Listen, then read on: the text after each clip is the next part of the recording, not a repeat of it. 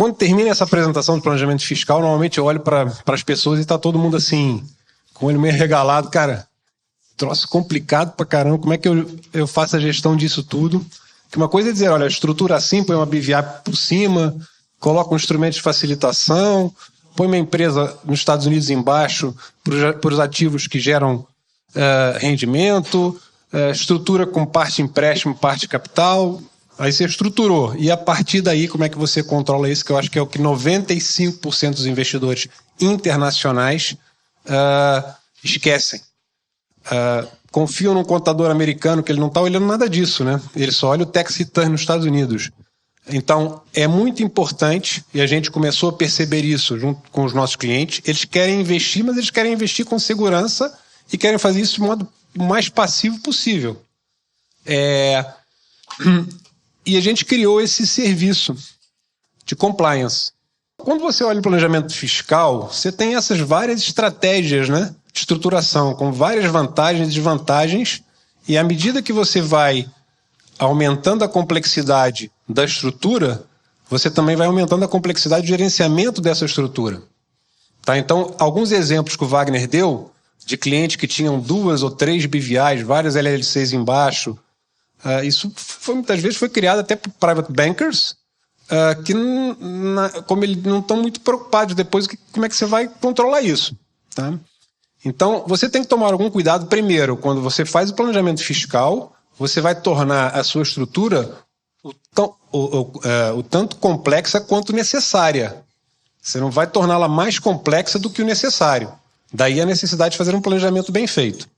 Tá? Então você pode investir diretamente nos Estados Unidos, você pode investir offshore. Por que a gente fala muito dos Estados Unidos, pessoal? Mesmo quando a gente diz que está investindo em ações em BVI, 90% das ações são ações de empresas americanas, sujeitas à legislação fiscal americana. Tá? Você pode investir numa offshore que investe numa empresa americana. Você pode investir 100% capital, tá? Equity. Eu declaro aqui no Brasil que eu tenho 3 milhões de dólares de capital, convertido a reais, numa offshore, que, por sua vez, investe numa empresa americana, mas isso já não tem a ver com a minha declaração fiscal no Brasil. Eu posso investir parte capital e parte empréstimos para facilitar os movimentos de capital entre Pedro, que está investindo lá fora, e a minha empresa. Porque lembra, se você tirar dinheiro da empresa e tratar isso como distribuição de dividendos, distribuição de lucros, você está sujeito a uma tributação no Brasil até 27,5%. Então criam-se mecanismos de você conseguir movimentar dinheiro, colocar e tirar entre o sócio e a empresa de uma maneira facilitada, reduzindo a carga tributária desses movimentos. Tá? Então, uma estratégia que a gente sempre aconselha é quando estrutura, você vai estruturar parte capital, parte dívida e declara assim no imposto de renda no Brasil. E depois tem a última estrutura em que você tem isso tudo, mas depois você tem ferramentas de facilitação por cima, que é aconselhável. Tá? Então, dentro do compliance, a gente sempre olha